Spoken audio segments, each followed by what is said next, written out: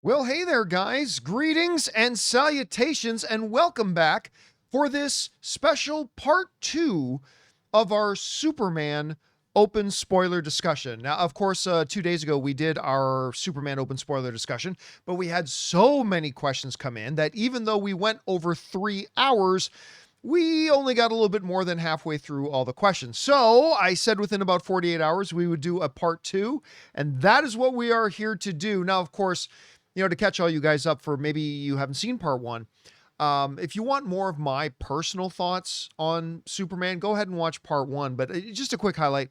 I love the movie. It was everything I wanted it to be. It's not a perfect film. I went through in part one a number of the gripes that I have with the film, but overall, it was a fun, enjoyable, great relaunch of the universe. I'm not saying it's like the best comic book movie of all time. Hell, I'm not even sure it's going to end up being my favorite comic book movie of the year. Like, if I had to be pressed on it right now, I would still say Thunderbolts is my favorite comic book movie of the year. But like, once I see a movie, I like to give it like a couple of months before I figure out where I really place it on any kind of a lists. Like right now, if I had to be pressed right now and give an answer right now, I would still say that Thunderbolts is my favorite comic book movie of the year, and I would still say that my boy Henry, Man of Steel is my favorite Superman movie of all time. Now, maybe in a couple of months I'll change that. I don't know, but that's just to highlight how much I really did enjoy this Superman movie, and I had a great time with it. And I had a great time answering all the questions that got sent in, and we got a bunch more we got to get to. So let's not waste any more time and get right to it here, shall we? And we're going to get things picked up here with Vaz, because we left off with Anthony C. was the last question we answered a couple of days ago. Vaz is asking, the way David walks into the train station before kissing Lois, I swear I saw Christopher Reeve's aura shine through him. Reminded me of the interview in the first Donner movie. Yeah, you know what? Here's the interesting thing I think about David Cornsweet's portrayal. I never once got the sense that he was trying to do Christopher Reeve, like do a Christopher Reeve impersonation, right? Like, when you go back to Superman Returns with Brandon Routh, and I loved Brandon Routh, I really did, but they very much were trying to make him the stand-in for Christopher Reeve. Like, they were trying to make him as Christopher Reeve-ish as possible. I mean, they didn't hide that. They very much were trying to make him as Christopher Reeve-ish as possible.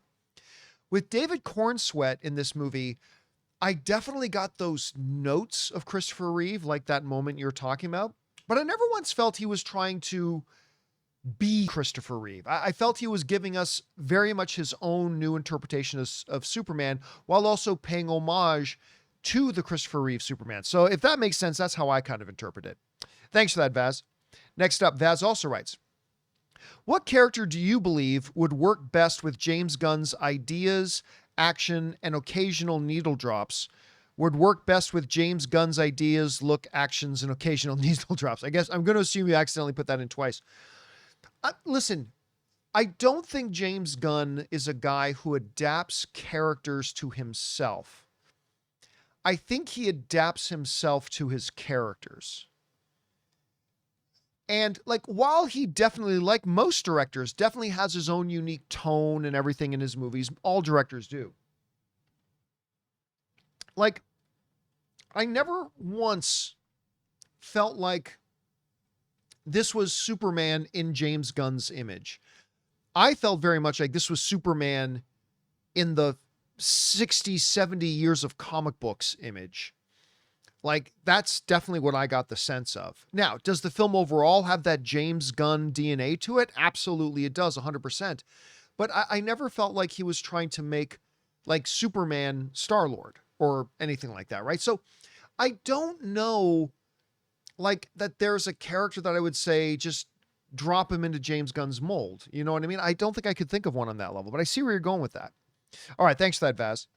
Next up, Anthony writes, so am I crazy? Because I haven't heard anyone mention that dimensional imp being Mr. Mixelplex. Is it not? That's what I thought. Well, I mean, when he first said interdimensional imp, I think that's probably where your mind would go, but there's also many of them. And like, that was clearly not Mr. Mixelplex. Like, that wasn't him. You know what's funny in my headcanon? I always believe that Mr. Mxyzptlk and the Great Gazoo are somehow related. They're somehow cousins, if you will, here to teach the dum-dums of the world. Some of you don't even know who the Great Gazoo is, and that's perfectly okay. But yeah, that's what I get. So no, I never thought for a second it was Mr. Mxyzptlk. I mean, yes, interdimensional imp, but I never thought for a second it was Mxyzptlk. I wouldn't doubt at all. That's the kind of character that James Gunn would not be afraid to use in his movies. He would never be afraid to use that. So I wouldn't be surprised if we do get him at some point in the movies. All right. Thanks then, Anthony. Callow Zane writes, I found the visuals to be much more enjoyable than I had anticipated, so much so that I went back and saw it in IMAX to get the full experience. You know, one of the funny things is, going into the movie, like I went to that advanced Amazon screening thing, but there had been press screenings before that. And even from a lot of the critics who loved it, and remember, Superman has an 83% critic rating and a 93% audience rating, but even a lot of the critics who really enjoyed it were saying that there were moments in the film that the CGI was kind of wonky. And while I, as I listed in part 1, have a list of my own gripes about the movie, I was constantly looking for that wonky CGI, and I personally never got it. Like, I've seen the movie 3 times.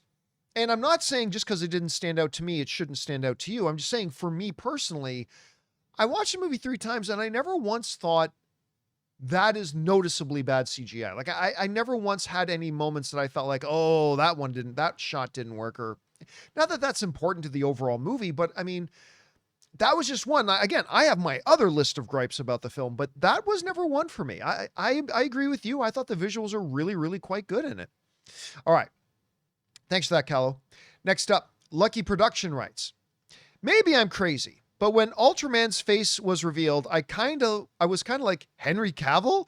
Dude, just like him, I swear. Look, here's the thing. There are even before the movie came out, there have been a number of shots and images of David Cornsweet as Superman, and many a comparison was made about, like, him and Henry kind of look a lot alike, to the point that, listen, nobody on this planet, I feel confident saying this, nobody on this planet, other than maybe Henry Cavill's mom, is a bigger fan of Henry Cavill as Superman than me. I'll go toe to toe with anybody. I am the world's biggest fan of my boy Henry as Superman. The world's biggest fan of Henry Cavill as Superman. All right. But that being said, I fully understood that the DCEU failed and they needed to relaunch and start fresh, and we needed a new Superman. That was no negative reflection on Henry, but we needed to restart Superman. We needed a new Superman. But there were so many comparisons that I remember when some of the first few images of David in the suit and doing the poses, some people said, well, he looks so much like Henry. Why did you recast him? Why not just use Henry? It's like, tell me you don't get it without telling me you don't get it. But that's the thing. So I really don't think you were alone when the mask was coming up. By the way, there were a lot of people predicting that Ultraman was going to be Henry Cavill. So I'm sure when the mask started to come off and you could see the resemblance between David and Henry, I'm sure there were probably a lot of people that were like you that thought maybe it was Henry Cavill. My boy, Henry Cavill. All right, thanks for that, Lucky. Robert Presser writes, I swear Ultraman looked like Anakin. You're not the first person to mention that. Somebody in part 1 of this also said this. I swear Ultraman looked like Anakin from Revenge of the Sith with the long hair. Seen it twice, loved it even more. The ending home video was definitely brought tears. I loved it. That ending to me was just chef's kiss, man. It was so perfect. Anyway, I loved it even more. The home video ending definitely tears me up. I'm a punk rocker. Yes, I am. Dude, listen, I've seen the movie 3 times now. On my second and third viewing, I just kept looking forward to the ending of the movie. Like, I was enjoying the whole movie all the way through, yes, but constantly looking forward to that ending. Would you like me to play the video of your parents? It soothes him. Only now it's the Kents. and he's sitting back and smiling, now fully completing his journey in this movie of really embracing his humanity. I love that moment so much, man. I really do. All right, next up, Vaz writes in again. Says, I would love to see a James Gunn written / directed New Gods movie, mixing the best elements from both Superman and his Guardians of the Galaxy series. Here's the problem. I don't think anybody's going to go see a New Gods movie. I just don't think anybody's going to see a New Gods movie. Nobody wants, the general movie-going audience is not asking for a New Gods movie. Now, you can make the argument that, but John, nobody was asking for a Guardians of the Galaxy movie either. True, that is true. But New Gods is even more way out there than even Guardians of the Galaxy was. And I just don't think, look, I'm not saying they could never do a New Gods movie, but I think it would have to be much later, like much later after this new DCU has been firmly established and they're bringing the audience along with the growth of the universe. Then maybe someday, but I honestly think we're a long way away from that. All right, thanks for that, Vaz. Next up, Black Bono Lala writes, saw Superman this past Thursday afternoon, 3 stars out of 5. Mr. Terrific was my favorite, and Hoult as Lex to me nailed it. Overall, it was good. Yeah, listen, I liked it a little bit more than you did, but I mean, God, man, I fully confess, those of you guys who watch the show, you know, I thought, really? We're bringing Mr. Terrific in, huh? Really? And granted, a lot of my hesitation about it came from the fact that I really just didn't like the iteration they did in the Arrowverse of Mr. Terrific. And I kind of had that in my head. I'm like, I'm not looking forward to this, but holy crap. I mean, I loved Nathan Fillion as Guy Gardner. I loved Isabella Merced as Hawk Girl, but I think Mr. Terrific kind of stole the show for me with the Justice Gang. I mean, they were all great. They're all terrific. And I can't wait to see them all together again, but I think he kind of might've stole that for me. All right. Terrence Fisher writes, I'm goddamn Mr. Terrific, classic from the blaxploitation films like Shaft, loved it. I mean, it was just such a great moment, but it's also a great character defining moment for Mr. Terrific as well. And I listen, man, it's definitely Superman's movie, 100%. But I left that movie really looking forward to seeing Mr. Terrific again. I mean, I want to see the whole Justice Gang, but I really want to see more of Mr. Terrific. All right, Dad Jokes writes, the bravest character was Mr. Malik Ali. If you're talking about the guy who got himself shot, saying, don't tell them anything, Superman, I have no family. He was the greatest hero. He was the greatest hero in the movie. Because whereas Hawk Girl and Mr. Terrific and Guy Gardner and Superman can all fight back, he's just a regular human dude tied there trying to save the Man of Steel. And yeah, that was beautiful and shocking. That was my holy shit moment of the movie. Like when Lex shot him, I couldn't believe it. All right, next up, Sebastian Gomez writes, do you think Clark will abandon the Kingdom Come logo because of what it now represents? No. And I'll tell you why. Maybe another little change in the lore. Go back and watch the movie again and look at Jor-El and Clark's mom and Kal-El's mom. They don't have the symbol of the House of El on their garments, which makes me think that is, now remember, that is a change. Remember, going back to the origins of Superman, the S on his chest was actually an S. It was not this emblem of the House of Kal-El. It was not a symbol of hope. It was literally an S. That is the origins of Superman. The whole thing about it becoming the emblem of the House of El and all that kind of stuff, that all came later. That was all added later. And it's great, and I love it, but it was not the origin, right?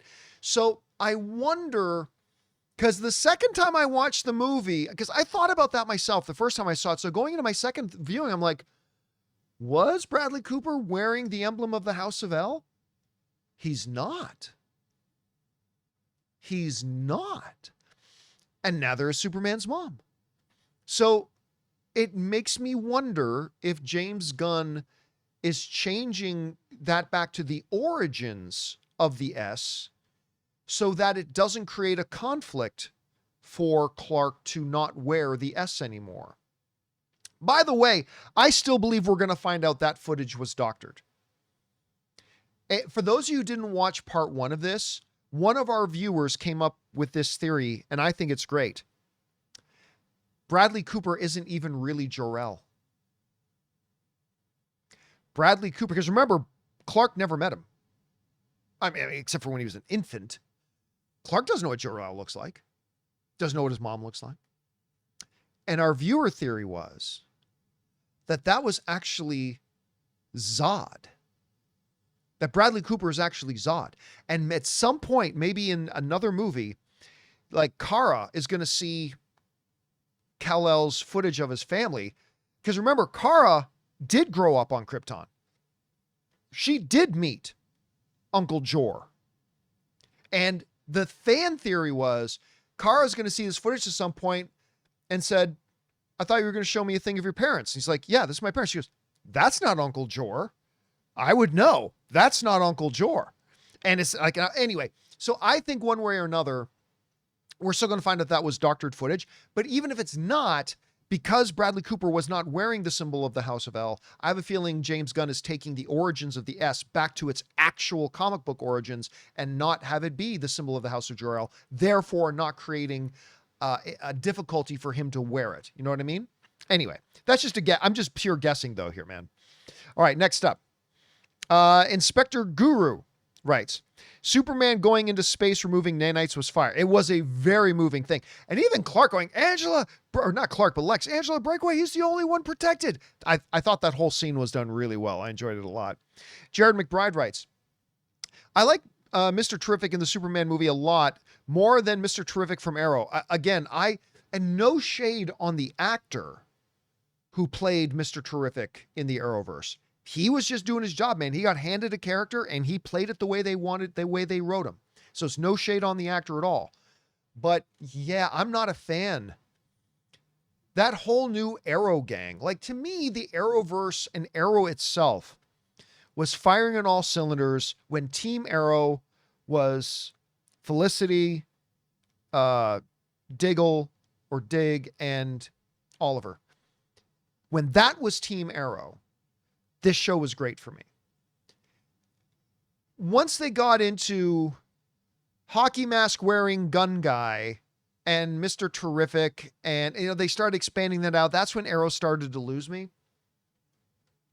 And one of the characters I really wasn't fond of was that Mr. Terrific. So that's why I was kind of skeptical when we found out Mr. Terrific was going to be in it. But man, this version of Mr. Terrific was awesome. All right, Steven writes, I enjoyed this. I didn't love it, but still worth my money and time. There were definitely moments that would make a parent cover their kid's eyes. Yeah, I mean, I think I told this story in part 1, but like I watched it with me, Ann, Ray, Ryan, but also our friends, Matt, who you guys have met on my other shows. Matt and Jay Lynn came and they have a little one named Obi.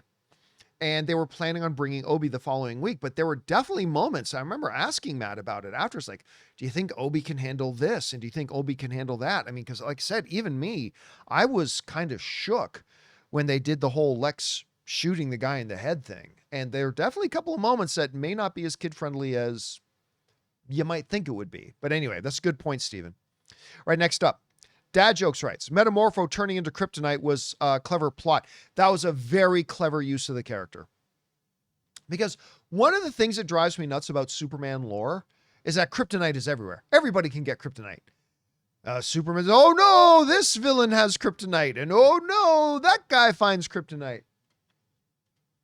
Like considering just how rare kryptonite is supposed to be, it's always driven me crazy in almost every iteration of Superman that everybody can come up with kryptonite. That said, I really liked it in this when I think it was Flag who said, as far as we know, there's no more kryptonite. There's no existing kryptonite. And even Lex couldn't find more kryptonite.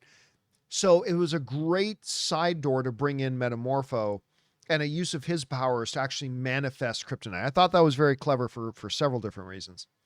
All right. Gek Nine Productions writes, thoughts on the credit song and Mr. Terrific song. I don't know which the Mr. Terrific song is, but if you're talking about I'm a punk rocker, yes I am. Yeah. I mean, I've been listening to that song 1,000 times a day.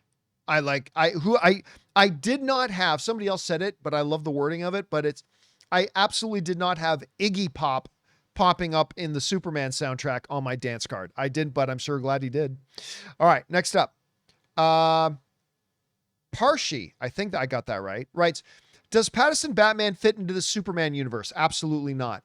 If they decide to include him in the DCU, then they won't. Will having two Batmen at the same time be a bad move? No. I've answered this question 1,000 times, even before this movie came out. Number one, Robert Pattinson's Batman absolutely does not fit into this universe. Robert Pattinson's Batman is a manifestation of what a Batman would be like in a world with no magic, no gods, no monsters, no superpowers. He is a gritty, grounded Batman. And that's what that Batman is. And that's why that Batman works so well. He absolutely would not fit. He would be a fish out of water in the DC universe. And no, there's absolutely no problem. The audience, see, everybody assumes the audience is a bunch of driveling idiots. And yeah, granted, maybe sometimes we are to a degree, but we're really not. It's like, no, it's a different Batman. It's just that simple. Just like we had different Jokers and we have different whatever. It's really not that complicated. We have a very different, James Gunn now has two very different playgrounds. He's got the DCU playground, which is his gods and monsters. And he's got his Reevesverse playground, where we've got Penguin and like the Penguin, which just got nominated for 1,000 Emmys, and this Batman. They do not fit together at all. They're complementary. They do not fit together. And no, it won't be confusing in the least. You would have to have a remarkably low IQ for that to be confusing to you. Here's the conversation, right? Here's the conversation. Maybe with a cousin of mine. Oh, yeah, I'm going to go see this new Batman Brave and the Bold. Yeah, I saw the trailer to that. I thought Robert Pattinson was Batman. Did they fire him? No. That's a totally different cinematic universe. Like there's the Robert Pattinson movies of that, and then there's a Batman in this one. A child would understand that. So yeah, I really don't think it's going to be a problem. And no, Robert Pattinson's Batman just wouldn't fit in this universe at all. I love that Robert Pattinson Batman. Leave him alone. Leave that Robert Pattinson Batman alone. It's doing great. So don't mess with that. And again, it just wouldn't fit in a universe of mystics and magic. Anyway. All right, next up. Jacob H. writes, I liked it when we had an extra scene or two to show his humanity. Grocery shopping, walking, crypto, etc. would have made his final speech hit harder. I mean, I don't know if I wanted a scene of him going grocery shopping, but I do believe, and I said this in part one, that the movie could have benefited from a few moments here and there that were given a few extra minutes to breathe. The ones I'm thinking of in particular are Clark with the Kents. I could have used an extra 2 minutes, not 15 minutes, like an extra 2 minutes of Clark with the Kents. And the other one is Clark interacting with his coworkers at the Daily Planet. Not 10 extra minutes, just like a couple of extra minutes. I think and again, not because the story did fine. It's just that I find that there were a few moments in the film that needed or could have benefited from a little bit more time to breathe. And I think to even more emphasize his journey to his humanity. Because really, at the end of the day, Superman's journey in this movie is his transition from completely embracing himself as a Kryptonian to the fact that he even bases his whole life based on that message he got from his Kryptonian parents. That's the beginning of his journey in this movie. Throughout the movie, we see him embracing more and more his humanity. From the disillusionment of the second part of the message to then getting talked back down by Jonathan Kent and then coming full circle at the end when he says to Lex, I am as human as anybody, and that's my greatest strength, to the very end of the movie now where the transition becomes complete, where instead of looking at footage of his Kryptonian parents, he's now looking at the footage of his human parents. And that was the completion of the circle of Clark's journey in this movie. And yeah, I think just a little bit extra time with the Kents and a little bit of extra time just interacting with the people of the planet, I think that could have helped that even more. Although I still think it was great even without it, but I do think it could have been beneficial. All right, Trashy Gamer writes, there were too many expositions explaining things. Completely disagree. Completely disagree. I never felt like there was a moment in that film where that is true. I felt like they used exposition to quicken the pace of the movie, but I never felt like exposition was used in place of visual storytelling. Like, the things that they told the audience through dialogue was stuff that made telling the story much more expedient and much more efficient that could not have been done with visual storytelling in a compact enough amount of time. Over exposition is when it's just needlessly like some guy staring off into the distance and then giving a monologue for 5 minutes.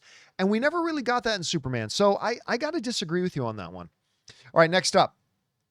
Gelmark writes, greetings. Once I adapted to the style of the film, I was able to relax and go with its flow, but it took a good half hour. You know, you're not alone in that. Jonathan Voico, I remember after he saw it, I said, you know, so what did you think of Superman? He said, I loved it. He said, but it took my brain about 10 minutes to calibrate to the style of movie that it was. Like, once my brain got it, it was awesome. But he said it took me a few minutes to calibrate a little bit.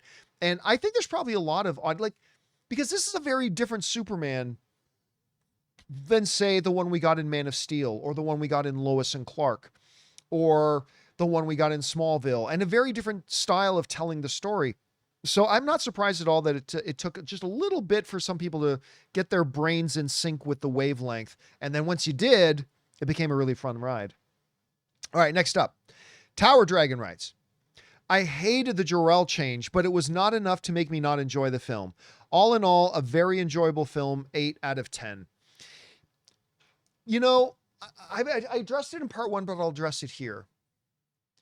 Here's why the Jor-El change doesn't faze me at all, and I don't mind it, to be honest with you. Now, to be clear, I think we're going to find out that's doctor footage. Either some Kryptonian doctored it, or it's not actually Jor-El. But John, in the movie, they said the best linguists, Earth linguists. Kryptonian technology is way beyond Earth understanding and way beyond Earth science. So I think ultimately we're going to find out it was doctored footage one way or the other. But that being said, why does everything have to be a sacred cow? At the end of the day, Jor-El is an unimportant character.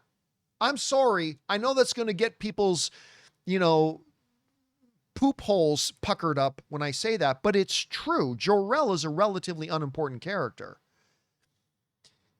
You know, as the father of Superman, what he did was important, sure, but he has got this he is the tiniest piece of any Superman storytelling.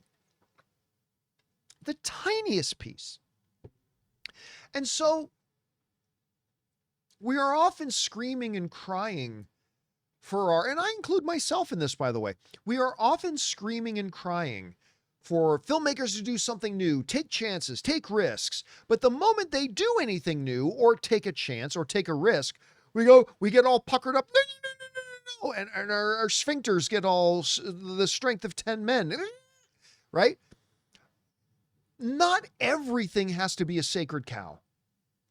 And the idea that James Gunn had the testicular fortitude to say, let's take this relatively unimportant part of the story, but the one that everybody knows, and really surprise everybody with this twist that we don't see coming. I thought it was great. And listen, it was a wonderful plot device, because if you're going to get Superman to really question himself, if you're going to get Superman to question everything that he is and everything that he does and put him into this existential crisis, finding out that your parents may not have sent you there for the reason you thought they said, that the reason you spent your whole life believing they sent you there. I thought it was a great move. Now, again, I don't even think that's going to be what it is. I think we're going to find out that was a fake message. But if it's not, I'm still all for it. I'm still all for it. We want our filmmakers to take risks, do something new. Well, this was a risk and this was doing something new. And story-wise, it served the story. It propelled Clark into that existential crisis that he had to wrestle with through the movie. That was an important part of his journey to them embracing his humanity. So anyway, for me, it worked. But I get it. You're not alone, Tower Dragon. You're not alone. I know a lot of people who were kind of uncomfortable with Jor-El maybe not being a pure angel. But anyway. All right.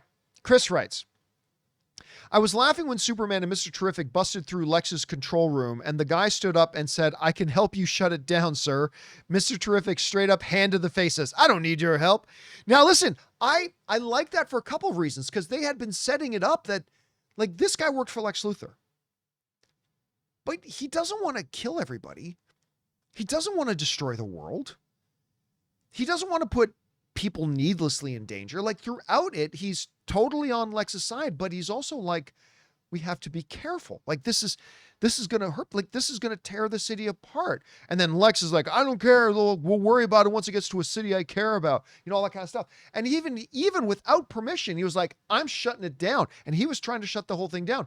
So it made sense. It wasn't him just being a coward that when Superman and Mr. Terrific came through, he was like, I will help you shut this thing down because he had always wanted to shut it down anyway. So I kind of like that scene a lot, but you're right. The hand of the faces, I don't need your help. That was great. That was really good. All right. Sci-Fi Extremist writes, so thoughts on employees working for Lex. Listen, charismatic leaders can convince people even they're doing clearly wrong things. Is there a similarity to our real world right now? Who's to say? But even when you get such a clearly evil, ulterior motives leader like that, if they're charismatic enough and smart enough and whatever, you can win people. You can charm people and win them over. Like, and remember, Lex's thing, his selling pitch is not help me achieve my evil goals. Lex's pitch to the people that work for him, to the government, hell, even to Superman himself is Superman is bad for humanity. Superman is dangerous. We are all marching to our destruction if Superman is allowed to be. And he sells them on it. So you notice that, like, at least as far as we could tell, none of the people working for Lex are mustache-twirling villains. They've just bought in. They bought into what Lex was selling. Again, it's almost as if we live in a world where you have some evil, maniacal assholes who can convince a lot of people of that. But there we are. So yeah, I felt, and that's why I really like that one guy who's like, when he started to see through it, he started to realize, listen, this is going too far. We got to shut this down. So that's why I kind of like that. Anyway. All right. Parshi writes again, Superman was powered down a bit, which I think was good, but powered down from what? This is the first Superman movie. Powered down from what? Anyway, was powered down a bit, which I think was good. He can be challenged and hurt by humans. He cannot be challenged or hurt by humans, which would make for more interesting movie. No, there's nothing in this movie that suggests he can be challenged or hurt by human beings. The only thing in this movie that ever hurt him was literally another Superman. Like literally his genetic clone. That's the only thing that could hurt him. Well, that and kryptonite. But that's pretty much it.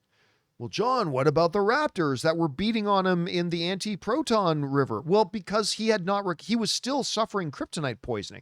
Like even the raptors themselves said, quick, get him while he's weak because he has kryptonite poisoning. I mean, that's literally the only two things in this movie that hurt Superman are Superman, a genetic clone at any rate, and kryptonite. That's it.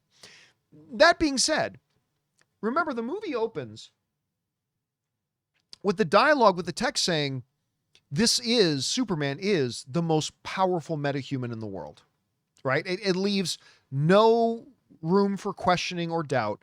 Superman is the most powerful metahuman on the planet.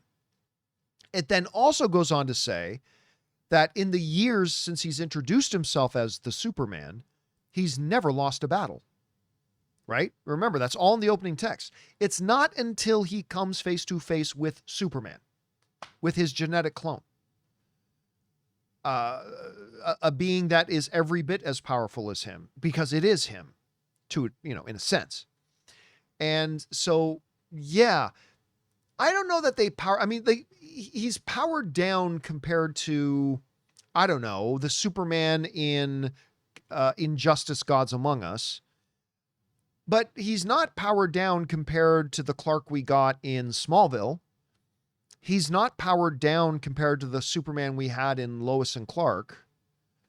Or Lois and whatever the name of the latest TV show was. I can't remember what the name of it was. It was a nice little show. But he wasn't powered down compared to that. So, yeah, they still made him out to be pretty darn powerful. Pretty darn powerful. All right. It's going to be interesting to see what can challenge him next, other than just a clone of his own, right? It's going to be interesting to see how they manage that. All right. Thanks for that, man. Next up, Edward Wells writes, I like the twist. Big Blue parents are assholes. Again, I do believe it's going to turn out to be that it's doctored footage, or those aren't actually even his parents. But if they're not, I think it's a gutsy swing. I really do. Not everything has to be a sacred cow in its lore. All right. Daniel Rahimi writes, I'm glad Eddie Gathegi, I'm sure I'm mispronouncing his name. I've read it a million times ever since, X-Men First Class, but I've never heard his name said. Anyway, got his redemption in Superman. His early death scene in X-Men First Class always rubbed me the wrong way. I'm glad he got rejuvenated in another comic book movie. Thanks, James Gunn. I was okay with, oh, damn it. What was his character's name? I can't remember his character's name now in X-Men First Class. Anyway. Some of you are going to be rapidly, furiously firing that into the comments section, what the character's name was. I was fine with that because it served the story. They wanted a moment to be a great example of Sebastian's power. And he was a good character to demonstrate that on and against. So yeah, it is too bad he left that early. By the way, did you see the interview with him recently where he said Marvel told him they would be bringing him back, or Fox told him they would be bringing him back? Did you see that interview with him? He said, yeah, he was always told that. Don't worry, we're going to be bringing you back. And then they just never did. So indeed, thank you, James Gunn, for bringing him in to play Mr. Terrific. All right. Edwin? No, not Edwin. What's Darwin?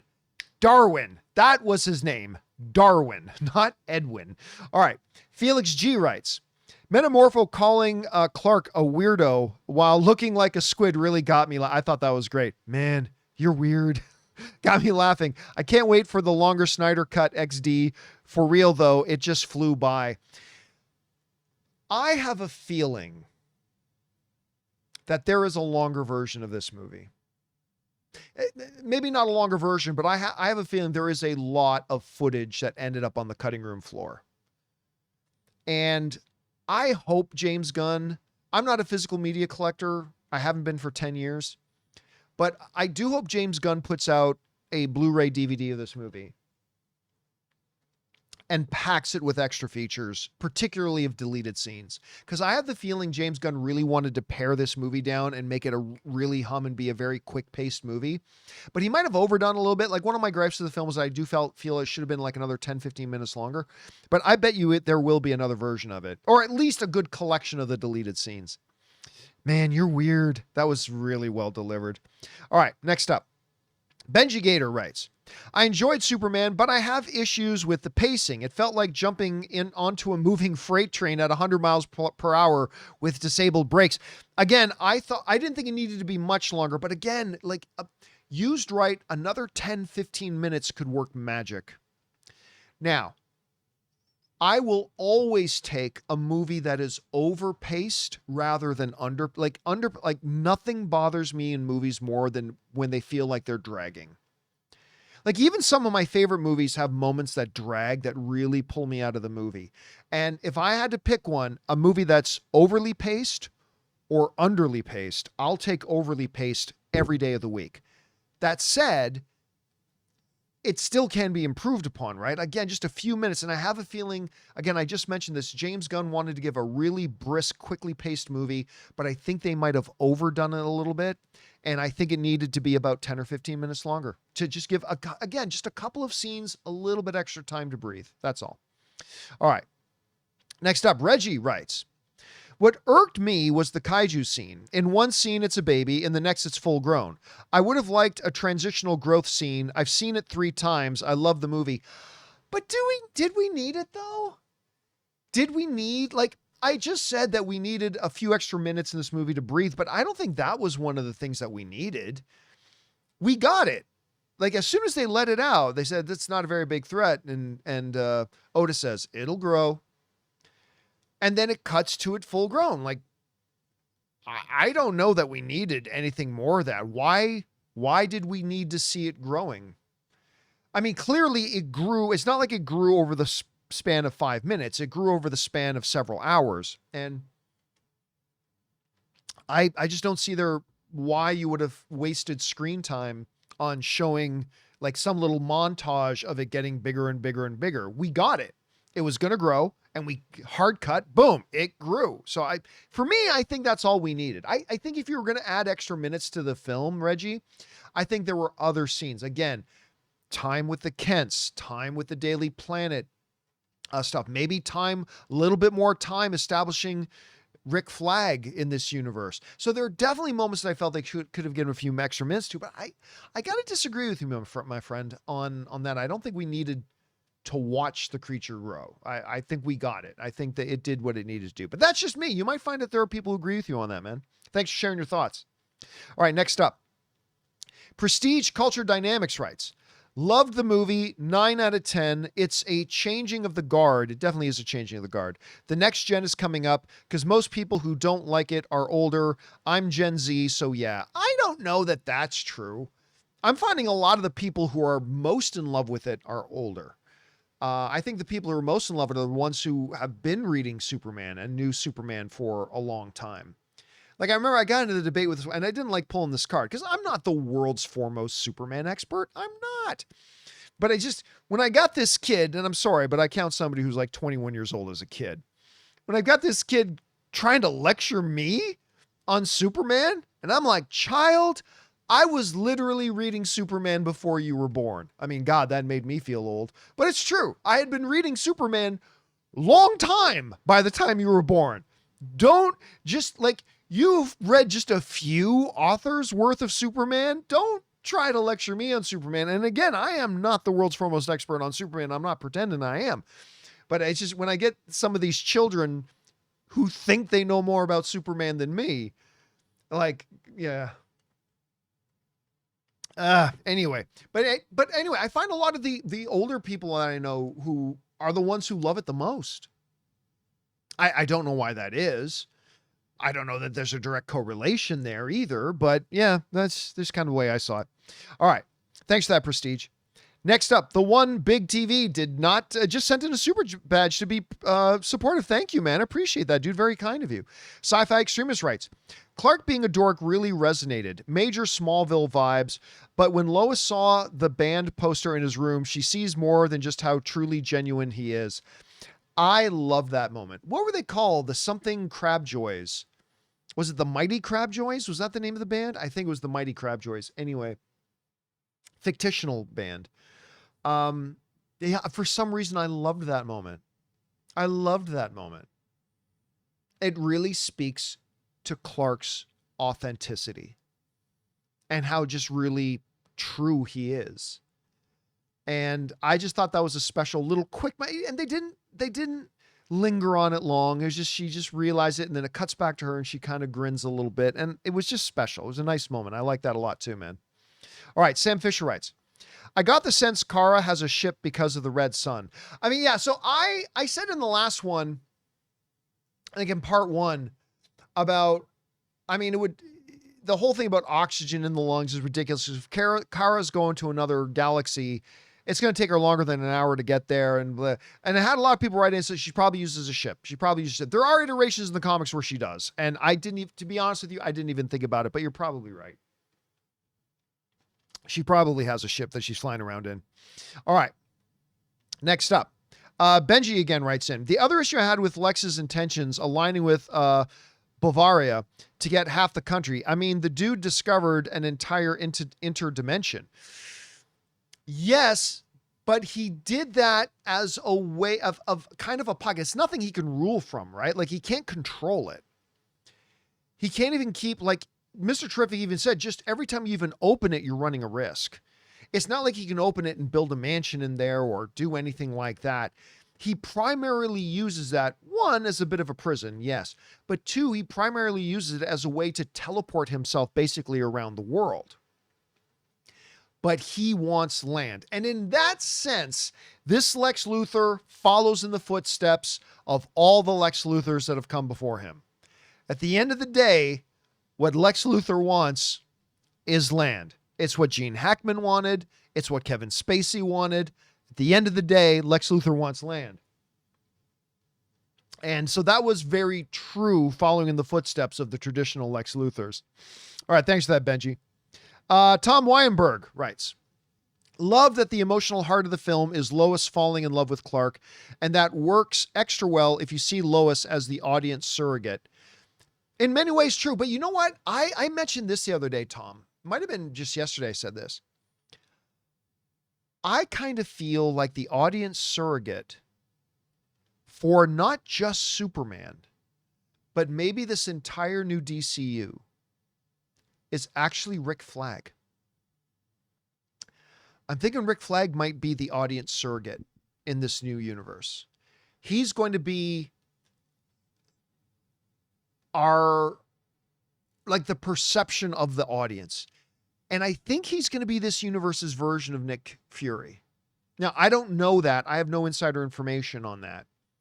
But again, listen, I am somebody who notoriously and traditionally does not like romances in my comic book movies.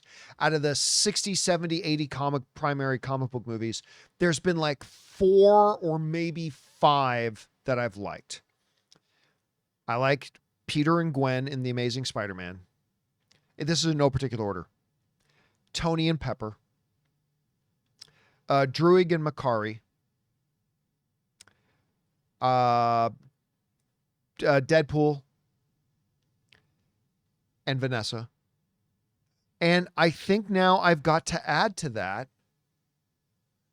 this Superman and Lois.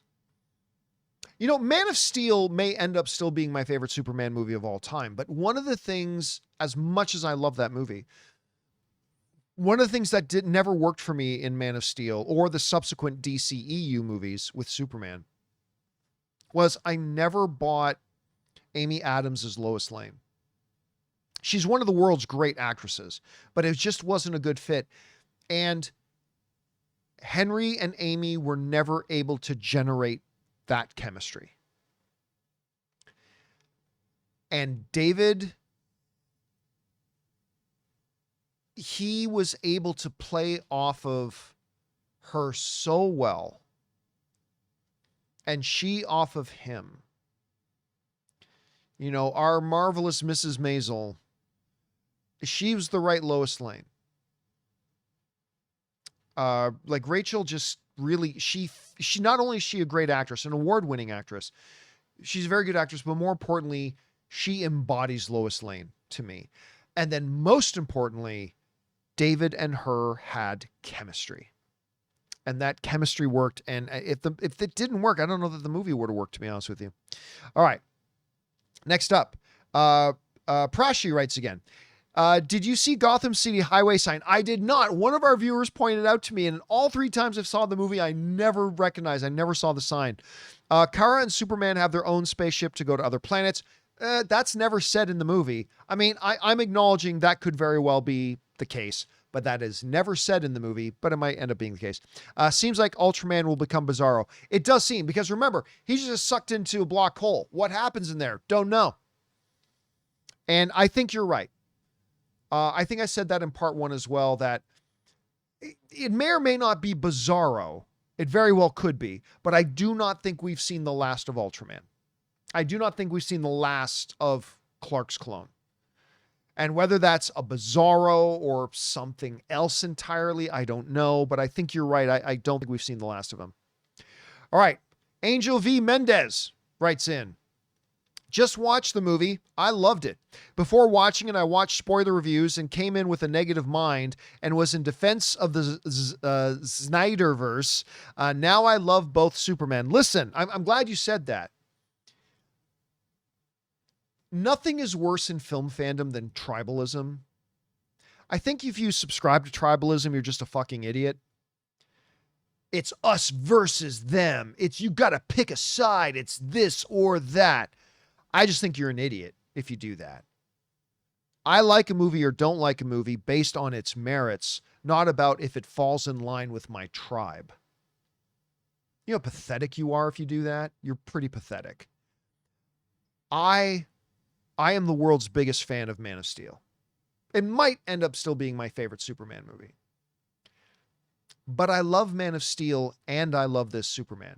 No, you got to pick a side. You got to pick a side. No, only if you're a fucking pathetic loser do you feel the need to pick a side. You either like them or you don't, or you like one and you dislike the other, whatever, but you don't do it because you got to pick a side. It's pathetic. You're a loser.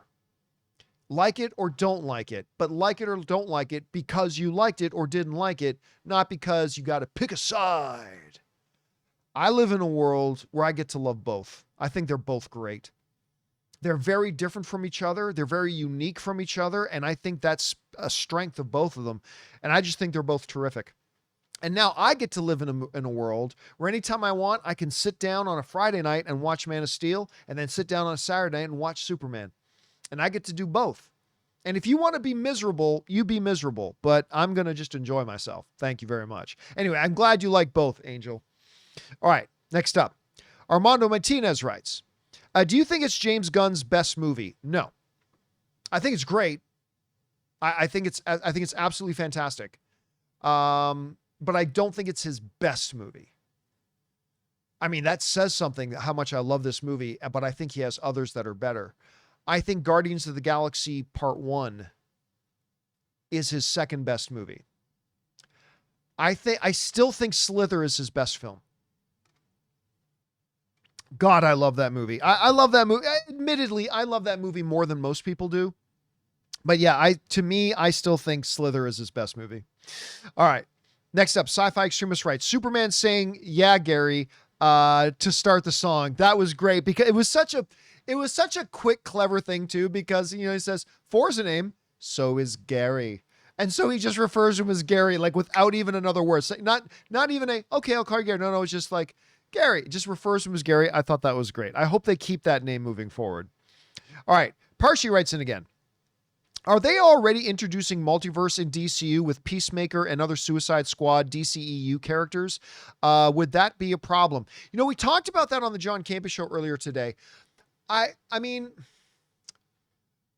what we know from the new Peacemaker trailer, which is only playing in some theaters in front of Superman and is not online yet, but I'm sure it'll be online in the coming days, is that one of the big plot points of season 2 of Peacemaker is there's another Earth, there's another dimension. Because in it, Peacemaker says, there's another universe and it's way better. And so my theory, and a lot of people online's theory, we talked about on the John Campea Show earlier today, is that this is going to be the explanation of how they bring Peacemaker into the DCU. Maybe not, but that's just kind of the working theory right now. And I do not think we're going to have other members of the Suicide Squad. I just don't think we're going to get any of the other members of Suicide Squad. We might get other characters from Peacemaker for sure, but I don't think we're going to get other members of Suicide Squad. I could be wrong about that. I could be wrong, but that's just my theory right now. All right. Next up, Benji Gator writes, so how can we get Jimmy Olsen's superpowers? I thought it was great that it gets acknowledged, because you look at this kid, he's a fine looking kid, whatever, but he's no, Beckham. You know, he's no Brad Pitt. And yet girls all love him in this universe. And I love the fact that just with one line, they acknowledge in the movie what all of us as the audience were like, how would this guy get all these women? Because at one point, then Lois says, this girl is throwing herself, like this bombshell is throwing herself at you. So yeah, we're going to find out there's just something about Jimmy Olsen that does that. And wouldn't it be nice for all of us to learn that superpower? All right, next up, Matt W. writes, this is what I've always wanted from DC. It got me even more excited for what's next. I'm hoping we get more Mr. Terrific, and my hype for the Lanterns and Supergirl is now through the roof. I'll tell you what, as opposed to, at the risk of comparing them, I'm just using it for analogy, okay? As opposed to, like, say, Hawkeye, which introduced Echo, but they did it badly and it made me less interested in the Echo series. Or Black Panther Wakanda Forever, which introduced Riri Williams, but they did a bad job introducing her and it actually made me less interested in the Ironheart show. I am now dying to see Supergirl. And I am now dying to see Lanterns. And I now cannot wait to see Mr. Terrific again. So it's really more like Civil War introducing us to T'Challa and then made us all go, oh, I can't wait to see this Black Panther movie because they introduced T'Challa so well. And I kind of get that now with this. Now I can't wait. I mean, I was always interested in the Supergirl movie, but now I can't wait. And by the way, did you see the interview with Nathan Fillion? Nathan Fillion confirmed he's going to be in the Lantern series. And he said, I dropped more F-bombs in that series than I have in my entire career. So I'm kind of looking forward to seeing which way they go with that. All right. Taiwan Didn't writes, James was asked earlier today when Superman 2 comes out, and he said, define Superman 2. I saw that. What do you think that means after watching Superman? That's a good question. So he said that in a response on social media. Like he didn't say it in an interview. We responded to somebody on social media asked, when are we going to get Superman 2? And he said, define Superman 2. I think that simply means we're going to see Superman again prior to a movie called Superman 2. So whether that's Justice Gang, the movie, or whether that's Supergirl, or whether that means we're not going to see him again until Justice League, which I think Justice League is still years and years and years away, and I don't think we're going to wait that long for Superman. But I think it simply means we're going to see him again prior to Superman 2. Like, I do believe we're going to get a Superman 2 proper, but I think my interpretation of what he said, and we're all just guessing, but is that it just means we're going to see him again before Superman 2. All right. Isaac Martinez writes, Lex Luthor, my favorite villain, Ty Nicholas Hoult. Or thank you, Nicholas Hoult. First of all, Nicholas Hoult has always been a great actor, right? I've always loved him in just about everything he appears in. Like whether he's a Beast in an X-Men movie or he's in, what's the movie he's in with Anya Taylor-Joy and Ray Fiennes about the chef? And now I can't remember the name of the movie, but you know the movie I'm talking about. He's so wonderful in that. He's just great in everything. Warm Bodies is the one that I really went, this kid's really good. And yeah, he was a fabulous Lex, man. All right. Bernie writes, love you and the crew, John. Thank you so much, Bernie.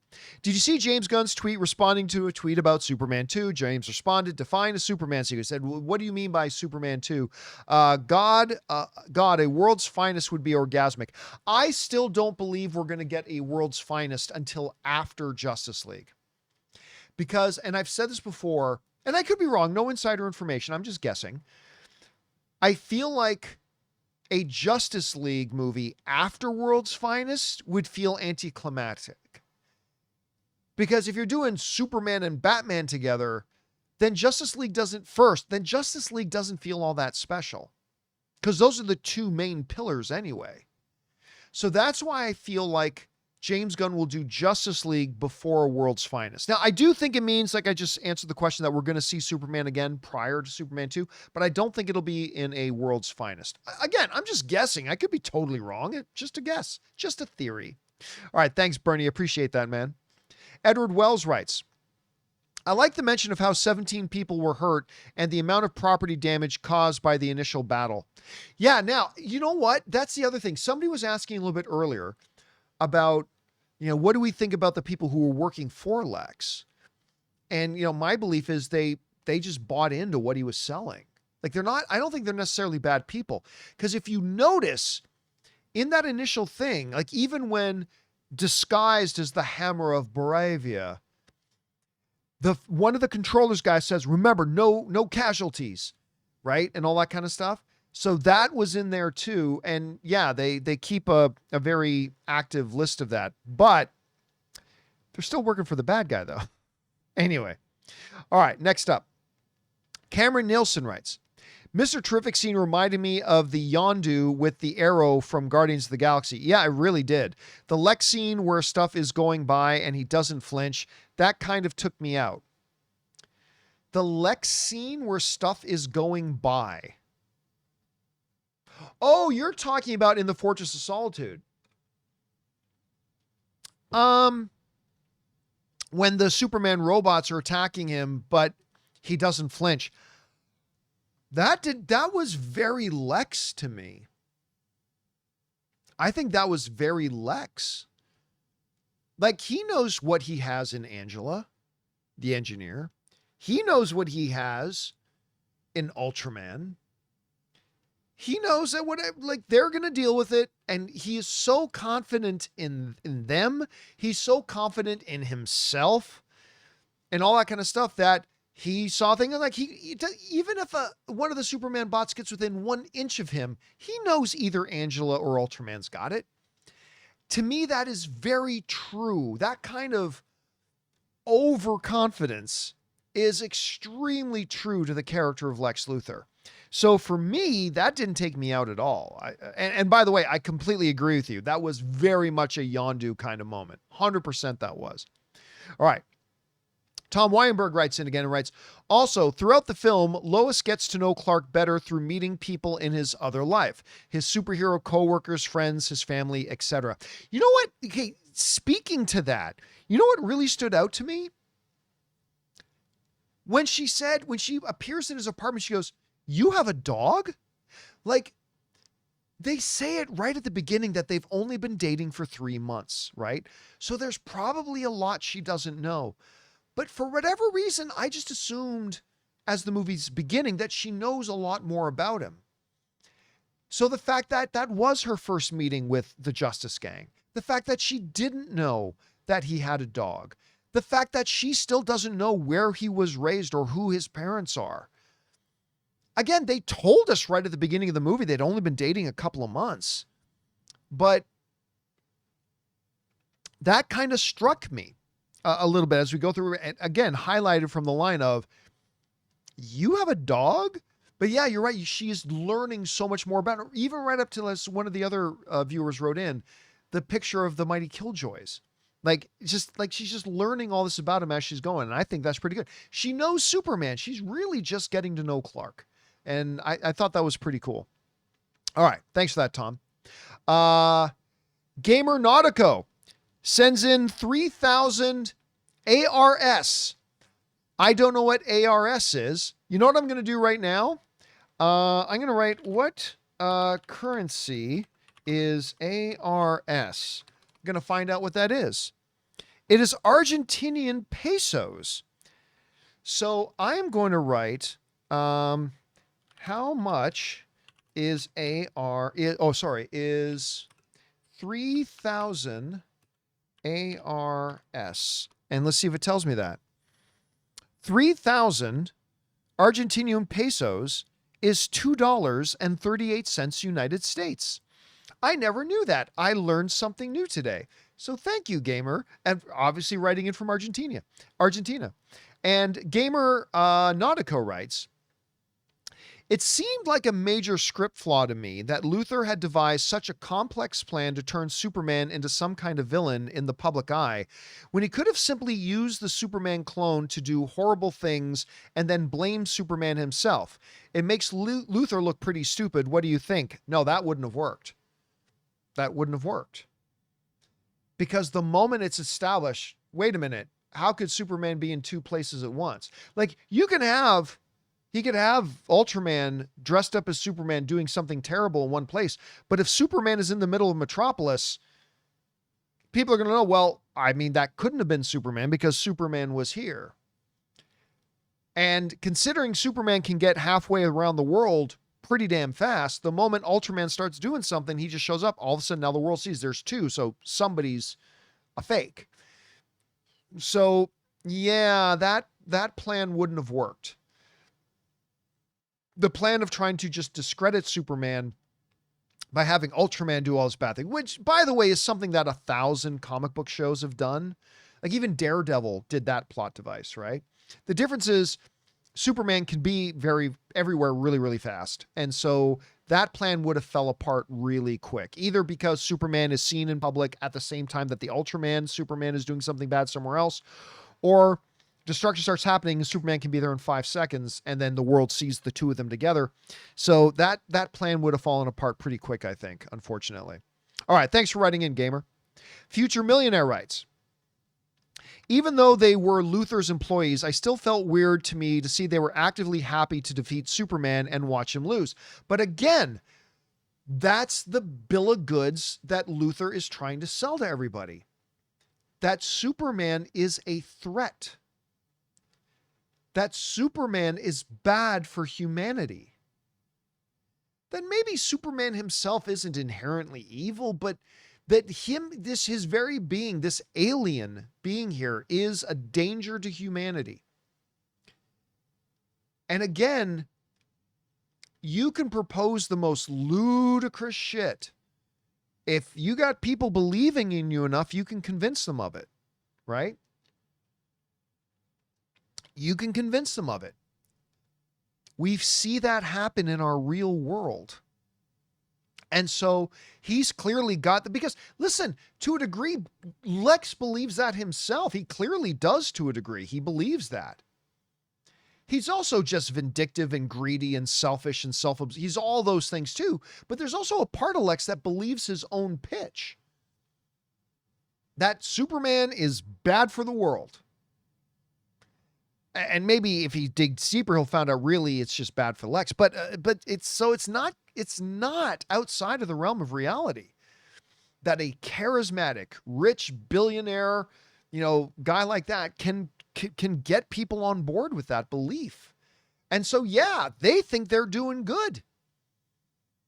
They think they're doing good for humanity by taking down Superman. So, yeah, to me, it is unfortunately extremely believable that he would have people working for him that would buy into that. All right. David Coca writes, was the interdimensional imp the Justice Gang fighting in the background implied to be Mr. Mxyzptlk? You're the second person writing that. That's who I was thinking it was. Now, listen, James Gunn may sit down and do an interview and somebody may ask him that question directly. And maybe he says, yes, that this is my version of an interdimensional Mr. Mxyzptlk. But I don't think it was. But again, I'm not going to be stunned if we find out if James Gunn, David, comes out and says, yeah, that's exactly who I was thinking. That's my way of bringing him in. But if it was Mr. Mxyzptlk, they wouldn't have taken him down that easy. They wouldn't have been able to take him down that easy. So that's just my thought on that. All right. Brian Garcia writes, happy Sunday. That's when this was sent in.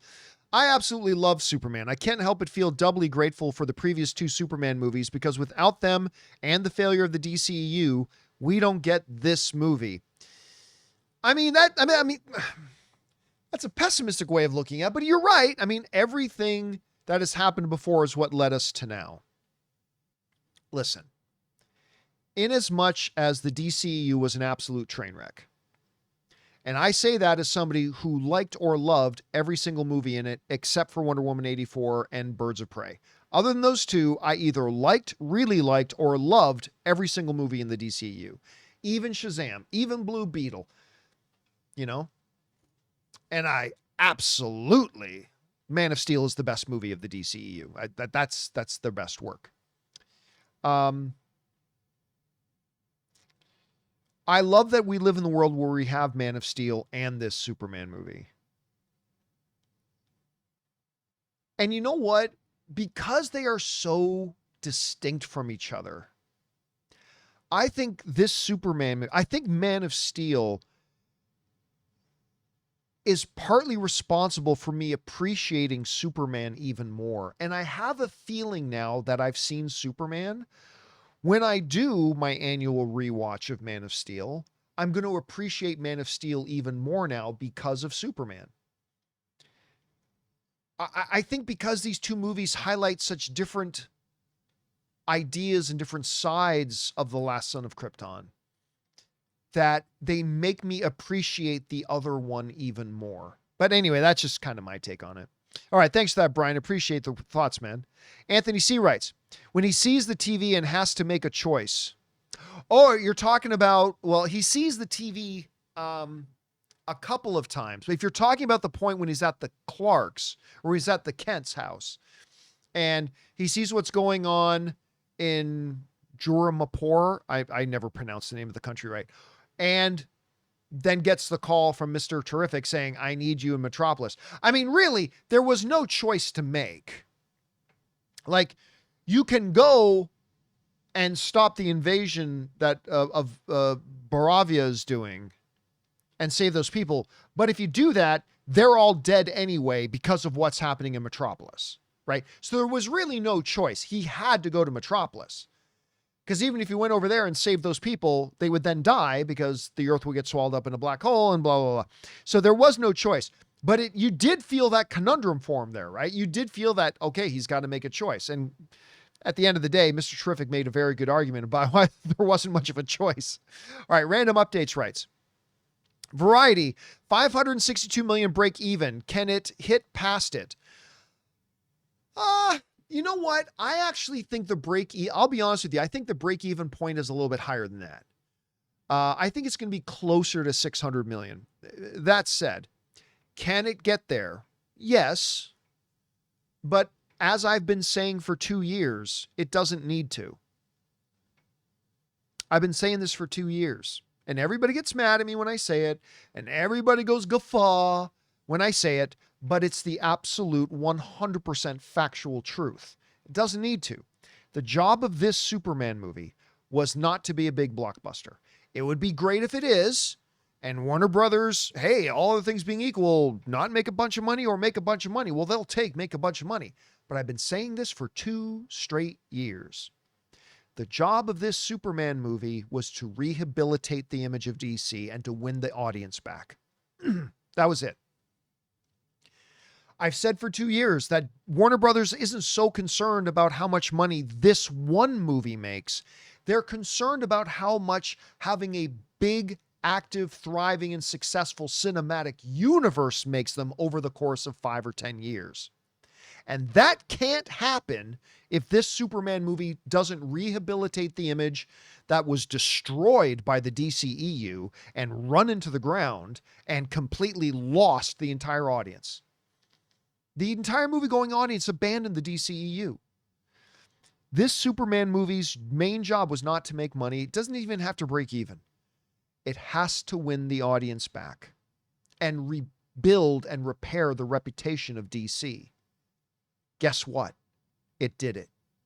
83% critic rating, 93% verified audience rating, A- cinema score. It's done it. It's already mission accomplished. Already done.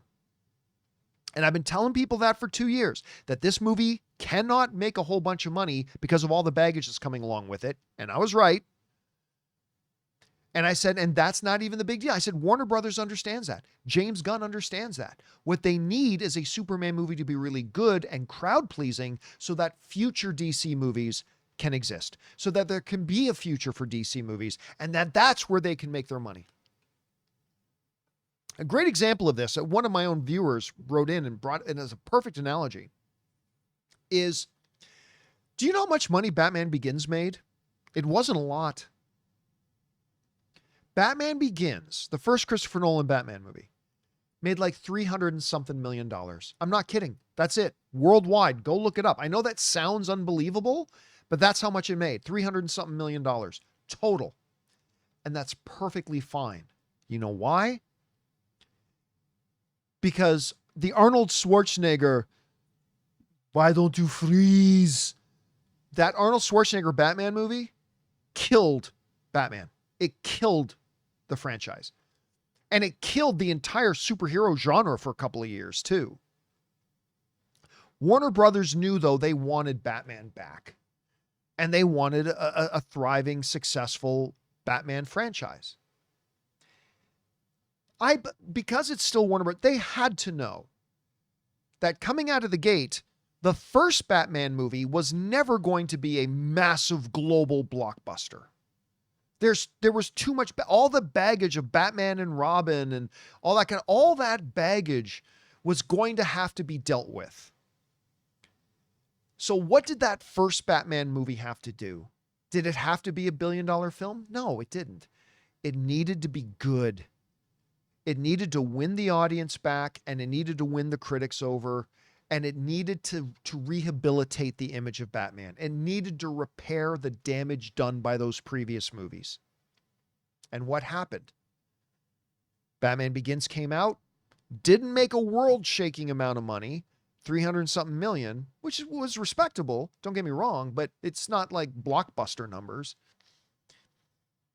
But the mission was accomplished. It reestablished Batman. It repaired the damage done. And so when The Dark Knight came out, that movie made $1 billion.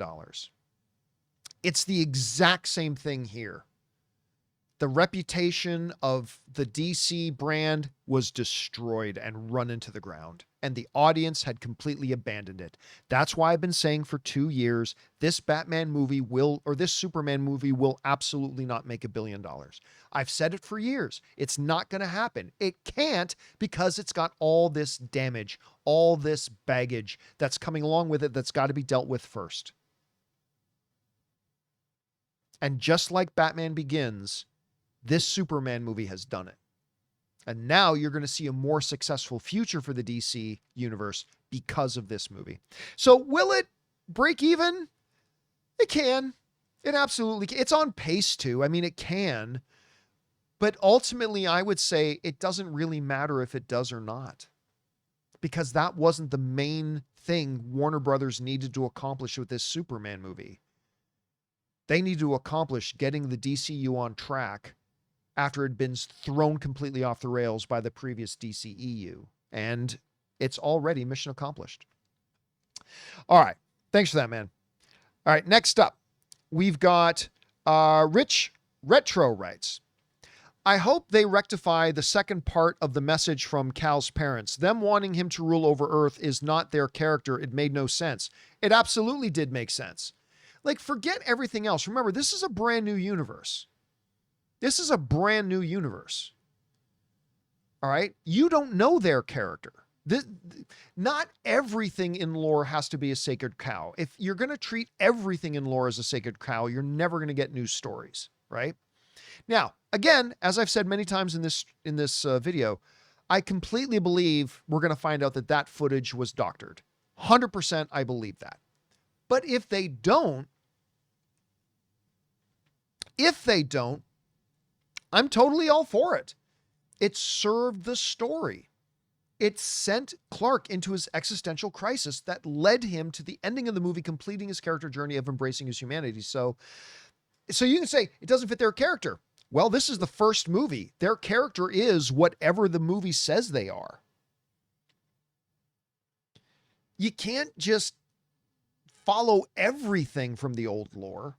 You got to have something that you're willing to change up. And if this is it, I'm perfectly good with it. Although, again, for the record, Rich, I do believe we're going to find out one way or another it's doctored, or though that's not actually Jor-El. So we'll see. We'll see. All right. Thanks for writing that in, man. Next up. So writes, John, I give this movie an 8.75 out of 10. pretty good, but the family message was a bad decision. Nope, it was a great decision. And the Caro intro was a miss. You're wrong. In my opinion, humor was forced a bit too. I disagree. Now, the reason I'll straight up say you're wrong that Caro was a miss is because I have now been in 3 different audiences that watched that movie. And every one of the single 3 times, the audience erupted. Every time, without exception. If it was a miss, audiences wouldn't have that reaction. But every time I've seen this movie, they have. And I will bet good solid money that when I go see it for the 4th time, the crowd is going to have that exact same reaction that I see it with. So number one, I think I've already explained 1,000 times. I won't go into it again. The thing with Jor-El, I think works.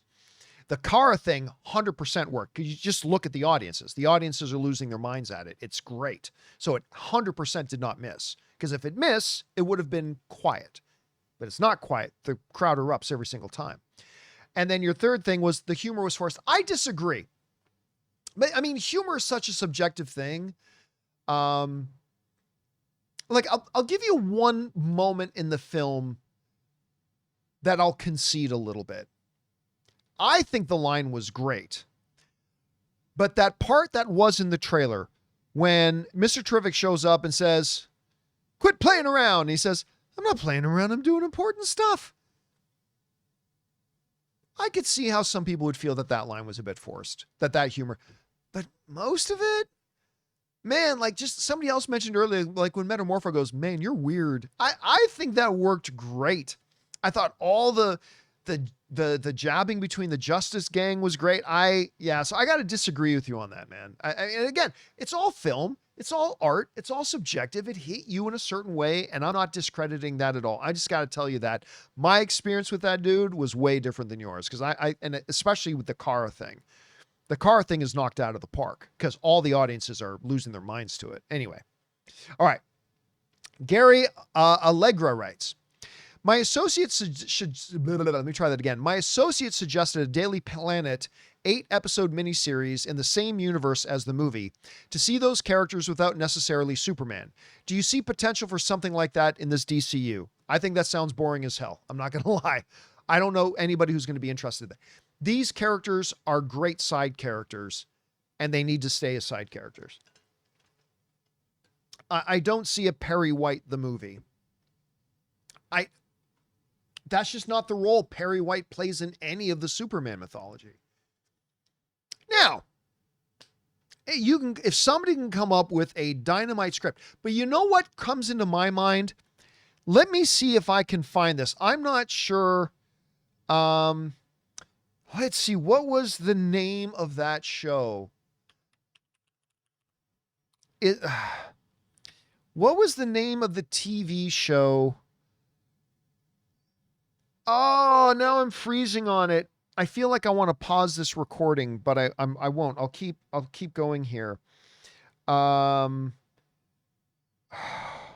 superpowered, but not unpowered. Damn it.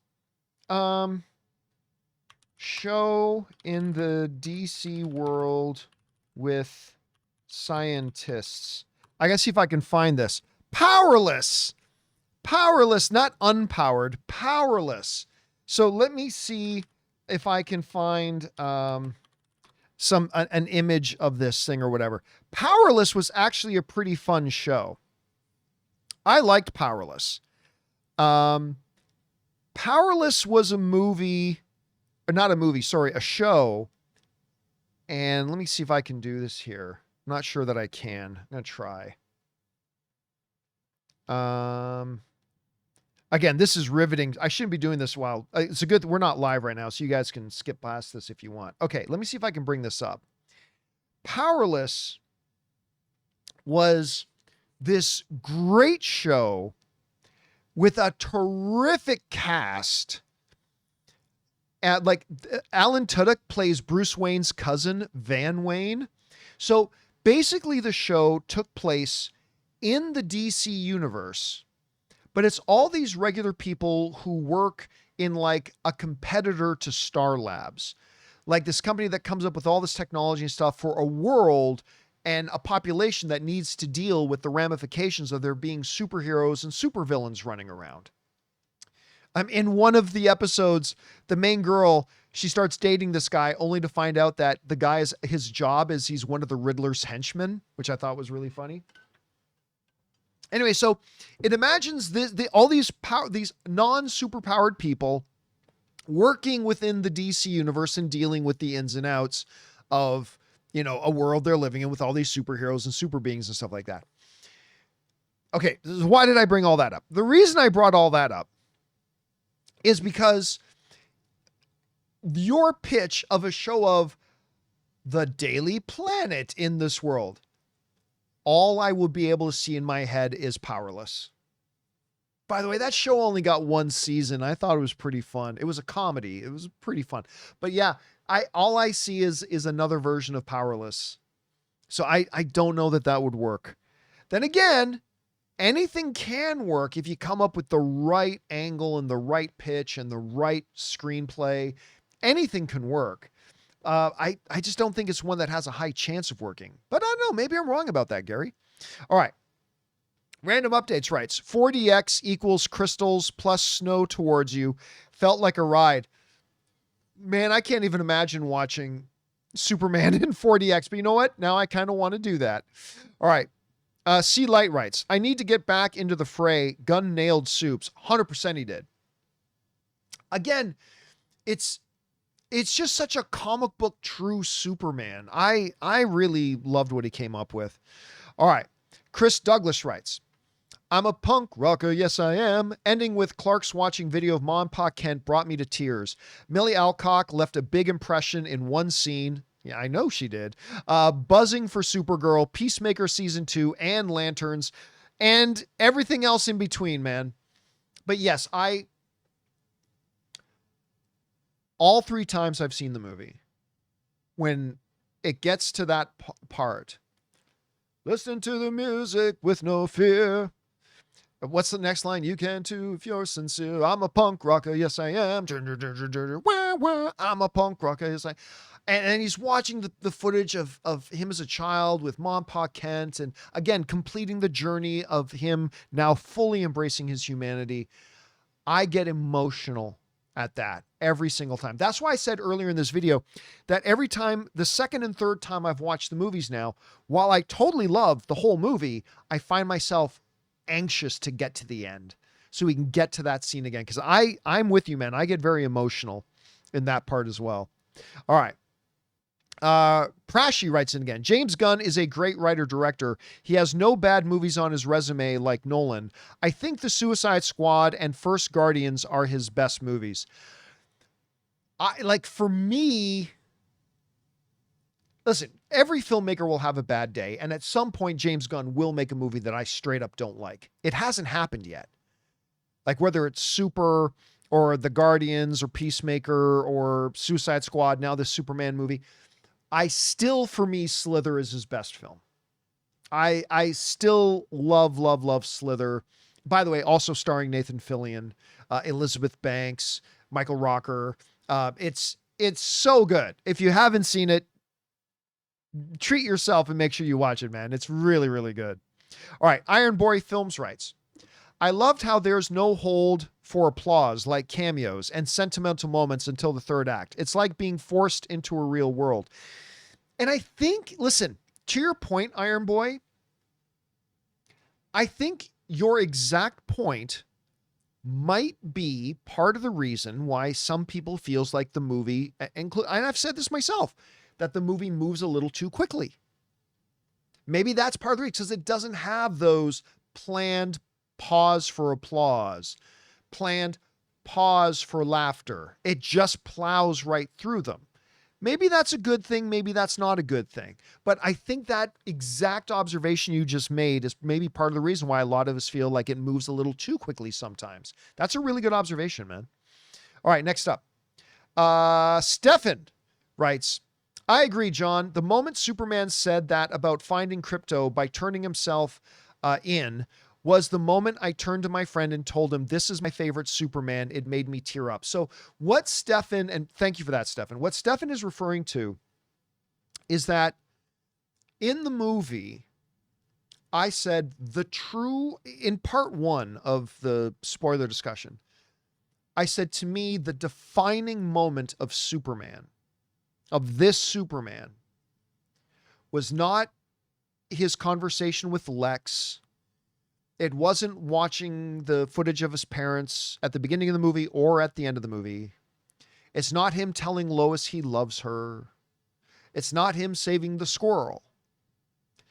To me, the defining moment of Superman in this movie, of this Superman, is when he says he's going to go turn himself in because maybe they'll take him to where the dog is. And Lois says what all of us were thinking, it's just a dog, to which Superman says, he's not even a very good one, but he's alone and he's probably scared. And what I said in part 1 was that, and the reason why this was so moving to me every time, and why I say this is the defining moment, this moment, more than any other moment, is what defines who this Superman is that his main superpower is his empathy. This Superman is just defined by empathy. And so in the midst of all the crap that he's got going on, his own personal crap he's got going on, like he's still trying to work out this relationship with Lois. He just found out his Kryptonian parents might not be who he thought they were. He's got all the people online are hating him. The government wants to arrest him. I still don't know who this guy is out there that beat me for the first time ever in my life in a fight. Like, he's got all this personal crap going on. All important stuff. The stuff with Baravia is still going on. He's got all these big important things. And yet, he's thinking about somebody else. He doesn't even like Krypto all that much. Like, he's just a dog, yeah, and he's not even a very good one. But he's alone. And he's probably scared.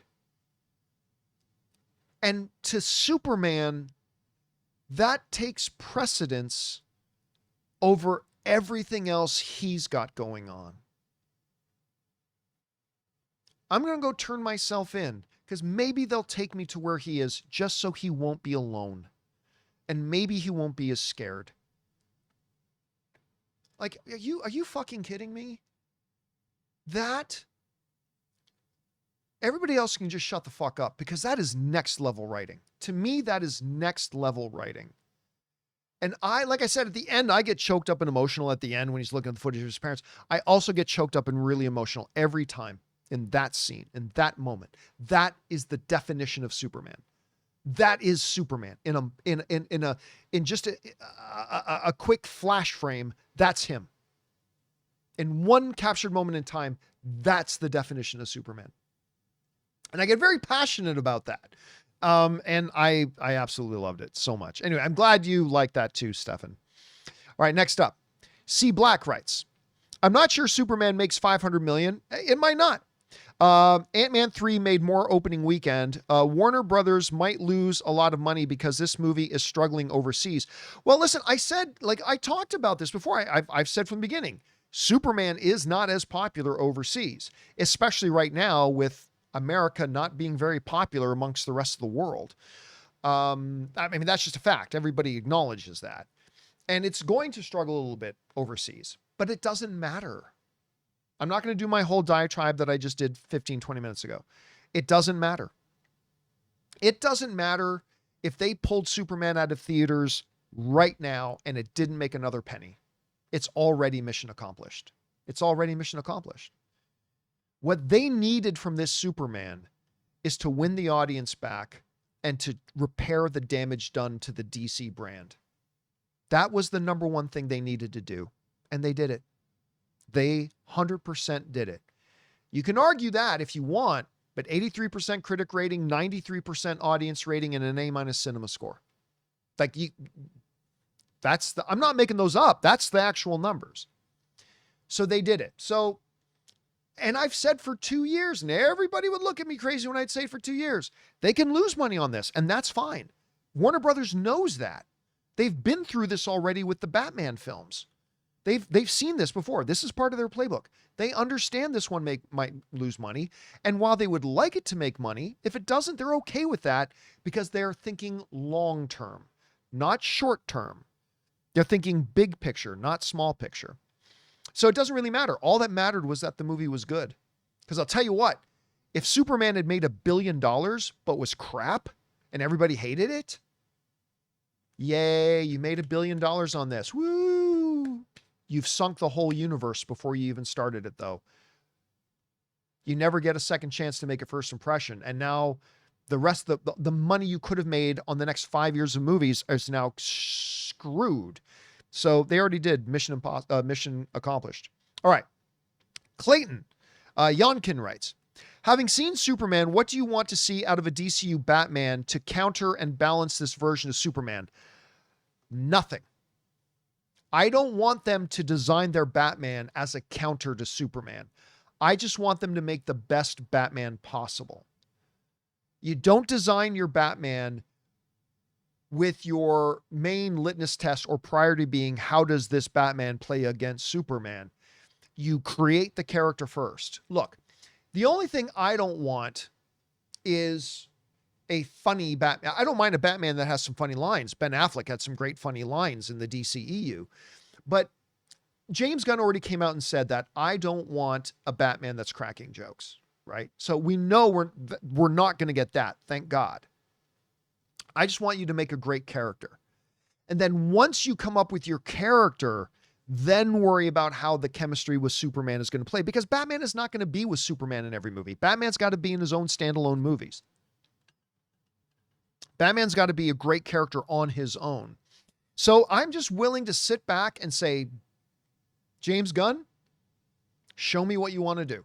I'm not going to attach any preconceived ideas about what I want it to be or not want it to be or anything like that. And I just want to see what they're going to give us. All right, guys, listen. That is now, we have crossed the 1.5 hour mark of doing this. So there is going to have to be a part 3 of this little video series. And there will be. I will do part 3 tomorrow night. So that will wrap up our part 2 because I did a 2-hour show today. I just did another 1.5 hours. My voice is going to be gone if I'm not careful. So we're going to wrap this up right now. And we will return for part 3 tomorrow night. Thank you, everybody, for checking out this video. It's good to have you guys here. We'll talk to you again a little bit later. My name's John Campea, and until next time, my friends, bye-bye.